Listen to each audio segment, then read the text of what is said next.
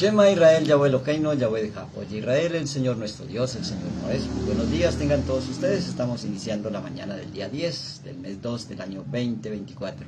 Iniciamos una nueva semana, hoy día lunes 10 del mes 2, iniciando también un nuevo día y un nuevo estudio de la porción semanal que de una manera ordenada, desde los tiempos de Esdras y Nehemías, se viene estudiando en la conciencia del pueblo de Israel.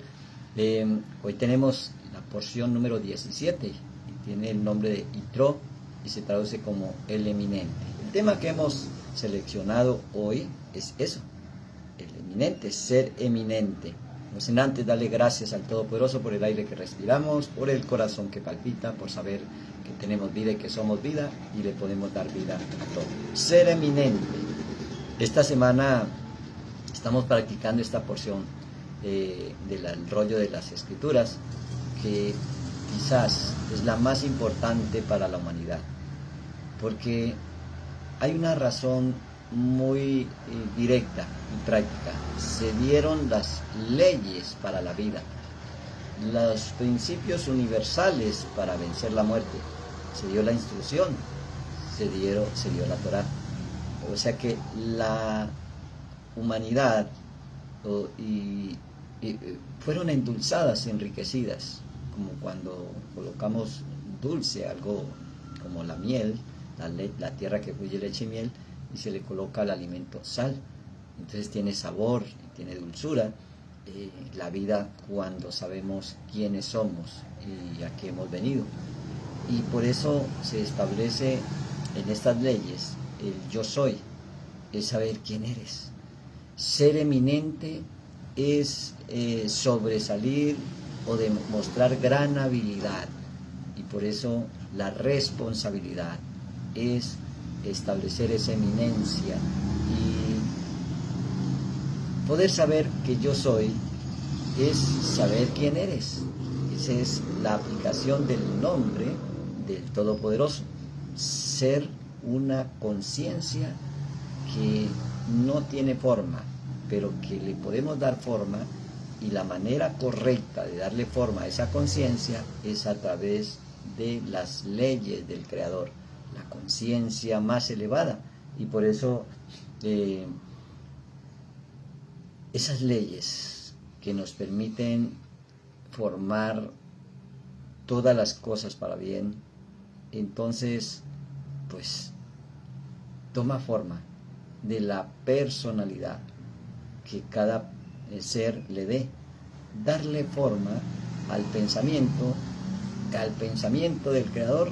Entonces podemos entender por qué las Escrituras dicen: tan distantes son mis pensamientos de tus pensamientos como el cielo de la tierra. Cuando pensamos como Él, es el día en que no solamente recibimos la instrucción para la vida, sino que la ponemos por obra. No se tienen problemas, no se tiene mala suerte en mala relación de pareja, no se tienen carencias o dificultades económicas, y por eso se tiene una mala conciencia de lo que somos. El Todopoderoso, el Yo Soy, dice en su palabra: yo soy y no hay nadie más fuera de mí, no hay otro. Por eso yo formo la oscuridad y formo la luz y formo la oscuridad. Yo formo la paz y formo el mal. Yo, el Señor, hago todo eso y no hay otro. Si nosotros podemos hacer lo que Él hace, entonces ya no somos extraños. Y es eso lo que Yitro, suegro de Moshe, o Yetro, el eminente, el suegro de Moisés, oyó. No estaba allí, pero escuchó. ¿Cuándo somos eminentes? Cuando podemos escuchar lo que había hecho Yahweh por el pueblo de Israel, cómo lo había sacado con mano poderosa y brazo extendido. Allí, cuando oímos, por eso nuestro Mesías viene curando la sordera y la ceguera. Cuando oímos, no solamente que se escucha un rumor, sino porque se cree y se pone por obra. Entonces, la pregunta que uno se hace cuando interactúa con líderes espirituales es que hablan de las escrituras, hablan de las Biblias, y uno le pregunta, ¿tú sabes los mandamientos? Claro, claro, con toda seguridad le responde. ¿Cuál es el primero? Dice amar a Dios por sobre todas las cosas. Ese es el mandamiento mayor. O ese sí es un mandamiento. Yo estoy hablando de los enunciados, de los 10. Los 10 no son enunciados, son mandamientos. Perdón, no son mandamientos, son enunciados. Yo soy, Dios que te saqué de la esclavitud de Egipto, es un anuncio, no es una ley, no es un mandamiento. Ahora, dentro de esos 10 anuncios aparecen 613 mandamientos o leyes para que se ejecuten y se viva en la tierra como en el cielo. Entonces, saber que el propósito de dar la instrucción para la vida, esos enunciados, es para librar la humanidad de la muerte. Y entonces, por eso es que pueden destruir el cuerpo, pueden quitarle quizás las habilidades del cuerpo, pero el alma sale de ese cuerpo y no se puede destruir. Por eso, cada semana tiene un paquete de energía, una fuerza espiritual de acuerdo al estudio que estamos dando y de acuerdo a lo que estudiamos. Y esta parte de los códigos de la instrucción de esta semana es el regalo de esa energía de la vida eterna, la revelación de la instrucción en el monte Sinaí. Estas alegorías de cómo el Ser Supremo, Elohim, el Yo Soy, habla desde una montaña y se escuchan, se ven luces y se escuchan sonidos como de trompeta, de chufar, de cuerno de carnero. Todas estas son esas alegorías de lo que sucedió ese día en ese lugar que dividió un antes y un después. Esa energía que se manifiesta en este Shabbat es precisamente esa, la energía o la fuerza espiritual dadora de vida, de la inmortalidad, de la vida eterna, de conocer los misterios y el secreto de la redención, del camino, de la verdad, de la vida, de conocer la verdad del Mesías, que te devuelve la identidad de lo que realmente eres. Yo soy, conforme el pensamiento del Creador, entonces me hago hijo del Padre. Y por eso, si uno despierta, como dice la Escritura, despierta tú que duermes y te iluminará el Mesías. Yetro, el eminente, se traduce literalmente eso, poner esa destreza, el ser sobresaliente, es el nombre de esta porción. Y la razón es porque precisamente él escuchó, oyó y creyó, y se manifiesta como el suegro de Moisés, y allí empezamos a entender esas alegorías de las Escrituras. Repite varias veces que es el suegro de Moisés, y no solamente eso, sino que relatan las Escrituras que oyó Yetro, sacerdote de Madián, suegro de Moisés, todas las cosas que Dios había hecho a Moisés y con Israel su pueblo, y cómo Yahweh había sacado a Israel de Egipto. O sea, lo sacó de la estrechez. Y tomó Yetro, suegro de Moisés, a Séfora, la mujer de Moisés, después que él la envió. Sípora en hebreo quiere decir pájaro. Y los pájaros en las Escrituras, los que se entienden las Escrituras, cuando dice los seres que vuelan, se refiere a los pensamientos. Cuando hizo los peces del mar, se refiere a las emociones. Cuando hizo los animales que se arrastran, se refiere precisamente a la difamación y a todo lo demás, que cometemos a veces errores, como la serpiente. Como los cuadrúpedos es la naturaleza animal. Y así podemos entender un poco más de las Escrituras y saber que Yetro, o el eminente, no simplemente le está entregando a Moisés algo, sino disponiendo su mente para que los pensamientos sean conforme a lo que se le había dado a Moisés. Y es por eso que también le entrega a sus hijos. Cuando nosotros en nuestra mente le entregamos nuestros pensamientos al Creador, aparecen sus pensamientos en mi mente. Entonces, allí ya no es en tablas de piedra. Allí es en lenguas de fuego, en la mente y en el corazón. Allí nos damos cuenta que no nos están dando mandamientos, que estamos siendo procesados para limpiar y quitar las cáscaras en la purificación a través del cruce del mar, a través de todas estas alegorías que hicieron que el pueblo se limpiara y se purificara para llegar a este momento, enfrentar a Amalek, enfrentar la duda. Y ahora entonces se les dice: no tengan relaciones entre ustedes y tengan respeto por ese monte, porque ni un animal ni nada va a soportar lo que va a suceder allí. Monte es pensamiento. En hebreo, Hari significa pensamiento. Ir más allá de lo que con simpleza pensamos que somos y empezar a ponerle acción a esos pensamientos de las Escrituras y establecer un nuevo ser, moldear un nuevo ser. Entonces ya nos damos cuenta que no es un personaje, es una personificación. Para poder llegar a ser eminente, necesito escuchar los pensamientos del Creador que se le dieron a Moisés y ahora se manifiestan. Y por eso saber que el Todopoderoso nos protege, saber que nos cuida, saber que nos guarda, eso es lo que oyó Yetro, el eminente. Leyes para la transformación de la materia, leyes para cambiar el mundo. Esas lenguas de fuego y sonidos del chofar o de trompeta o de cuerno de carnero, como le sucedió a los discípulos en ese mismo día de Shavuot o Pentecostés. Vuelve a la memoria lo que sucedió allá en el monte Sinaí. Y entonces, como lengua de fuego, entra esa manifestación del Creador y fueron transformados y se volvieron eminentes. Y empezaron a moldear la materia a través de las palabras llenas de un espíritu de poder.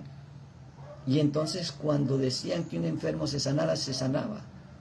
Y podríamos decir de las grandes proezas y de la eminencia de cada cheliá o de cada apóstol, que puede manifestarse en cada uno de nosotros si hacemos exactamente lo mismo. Cada dificultad de nuestra vida es una oportunidad de poner por obra lo que realmente somos. Si para Dios no hay nada imposible y Dios está conmigo, para mí tampoco lo será. Pero para eso Él nos dejó unas leyes. Saber que no somos esclavos, que ese estado de ser ya está fuera de la esclavitud del mundo dual. Yo soy Yahweh, que te saqué de la esclavitud de Egipto. Ese es el primer, no mandamiento, sino precepto. Aserei nibrot es la palabra original. Mis enunciados. Estaré mis enunciados. Y por eso no son leyes, son enunciados. Y cuando Él enuncia su estado de ser, yo soy, entonces dice: si usted se pone en firmeza lo que realmente es, entonces no tendrás otros dioses y no te harás otras imágenes mentales diferentes a las que tú estás moldeando y creando. Y no tomarás mi nombre en vano, porque su nombre es un carácter y ese carácter decide lo que realmente eres. Y si eres como Dios, eres sano. O sea que no tenemos enfermedades, ni pobreza, ni miseria. Tenemos una pérdida de identidad. Cuando recuperamos la identidad, lo otro aparece por añadidura, por creatividad, por afinidad de forma, porque le damos forma conforme somos nosotros y no conforme una identidad que como máscara suplanta nuestro verdadero ser. Aquí, por eso, son las leyes para libertar el mundo de la muerte, para las leyes que liberan la humanidad. Esas leyes mentales, emocionales, espirituales, que a través de palabras se manifiestan en lo físico, entonces podemos decirle con tranquilidad y con seguridad: una sola palabra tuya bastará para sanar. Y es por eso que lo que contamina no es lo que entra por la boca, sino lo que sale del corazón. Si hay un corazón como el faraón, duro, altivo, soberbio, prepotente, eso es lo que vamos a crear. Entonces no se crea la imagen y la semejanza del amor de la misericordia, sino del odio y del rencor. Entender todo esto nos permite alinearnos con seres o personas que tienen ese pensamiento elevado y que buscan la paz y la santidad con todos, sin la cual nadie verá al Señor. Ver al Todopoderoso es poder visualizar cómo puedo recuperar esa personalidad a imagen y semejanza de Él. Y por eso, la Torah, la instrucción para la vida en la mente y en el corazón, al construir ese becerro de oro, le pone en tabla de piedra, porque en lugar de pensar, sentir, hablar de acuerdo a lo que formó en la mente, empezó a dejarse seducir por lo que vieron sus ojos en el mundo exterior. Entonces sacó a la creatividad de dentro y la puso afuera. Eso es idolatría. Eso es no necesariamente adorar imágenes, no es tocar un esfinge o creer que ese esfinge te sanó y te ayuda. Es crear otra imagen distinta en tu mente a la imagen que creó tu propia realidad. Si en tu mente hay certeza de que eres abundante y próspero y miras afuera tu cuenta en el banco en ceros y crees que no eres nada y no tienes nada, allí ya hay idolatría. Entonces no se trata de tener esfinges, imágenes de metal, de yeso o de madera, se trata de la enseñanza que hay detrás de aquellos que confían en sus dioses, en sus ídolos. Si confiamos en los recursos que el Todopoderoso nos dio, que fue una mente para crear y una palabra para manifestar, pues nosotros podríamos estar experimentando lo que es el Verbo, el Mesías, la luz, la resurrección y la vida. No necesariamente en una esfinge o en una imagen en el mundo exterior, sino con ese poder y esa fuerza desde nuestro mundo interior. Al construir ese becerro, pues hubo la necesidad de dar las tablas, y esas tablas estaban escritas con el dedo de Elohim. Ahora viene otra alegoría. El dedo de Elohim es el espíritu de Él. Cuando esto lo usamos, como lo usó el pueblo de Israel, cuando fueron a manifestar la plaga de los piojos, que los hechiceros y los encantadores no lo pudieron lograr. Es saber que yo puedo liberarme de cualquier entidad que esté manifestando otra cosa distinta a la que yo requiero y deseo. Por eso no son mandamientos, son enunciados, son el camino de la luz, son el camino de la vida eterna. Y por eso la religión tradicional se ha encargado de quitarlos, de suplantarlos, de cambiarlos. Y es esa maleta. Y eso trae obviamente duda, eso trae incertidumbre. Y obviamente que cuando uno recuerda que falló en eso, que cometió esos errores en el pasado, pues llegan al presente. Pero si no los corrige, pues va a forjar su futuro con el mismo error. Por eso el yo soy es tiempo presente. Este mundo fue creado para que nosotros lo pudiéramos elevar. Este mundo que vibra en una frecuencia baja, el mundo material, fue creado para que nosotros lo sublimemos, lo elevemos. Por eso cuando dedicamos todo al Creador, todo se eleva y empieza a vibrar en una frecuencia donde desaparece lo material y toma forma de conciencia, una energía sin forma, y ya ahí es cuando lo podemos moldear, cambiar desde dentro, desde la mente y desde el corazón, una situación en el mundo exterior. Y es por eso que para Dios todo es posible. Esa manifestación de cómo poder moldear y de cómo poder crear se le llama Elohim, se le llama juez, se le llama poderoso. Y entonces hay un juez de jueces, y ese juez de jueces nos dio unas leyes, y cuando se aplican esas leyes somos como Él. Esas leyes o esos enunciados, lo primero que hace es que nos elevan y nos hacen entender sus mandamientos, que no son los 10 enunciados, son los 613 que dice no hagas esto, no hagas aquello, no hagas lo otro. para que no bajes de frecuencia. Por eso a eso se le llama misbot. Misbot son caminos de elevación. O sea que cada vez que aplicamos un enunciado, nos elevamos, porque allí están todos los caminos de elevación. Y elevamos esos niveles de conciencia para darle forma nueva. Y es allí cuando podemos decirle al enfermo que está sano, o al pobre que rico. Porque son niveles de conciencia, del yo soy, del yod kei bau kei. Y ese es un estado de ser que genera nuestra propia realidad. Ahí ya no hay otro que genera nuestra realidad. Ya no hay otro que te pone miedo, que te dice que no eres, que no puedes, que no tienes, sino que eres tú mismo que generas tu propia realidad. A eso se le conoce como honrar el nombre. No profanar el nombre. Profanar el nombre es perder nuestra identidad. Es dejarnos atemorizar por lo que otro nos dice. Que no hay, que no se puede, que no tiene o que no sabe. Cualquier palabra que a través de verbos le dé cabida a la mente y llegue al corazón, que no sean las palabras del Todopoderoso, que dice, mis pensamientos son pensamientos de bien y no de mal. Entonces, cuando estoy pensando erradamente, no vienen de Él, no vienen del Todopoderoso, vienen de una imaginación de alguien que me dijo una palabra y que yo no le coloqué puertas a los sentidos y entró y formó dentro una imagen y una semejanza a un animal o a un ídolo.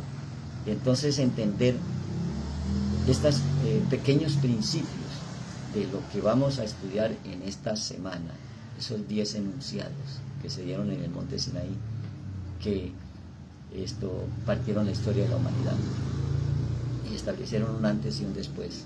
Conocer los misterios del Mesías, del verbo, del poder de la palabra, de esas lenguas de fuego que entran a la mente y al corazón, es conocer que somos creadores de nuestra propia realidad.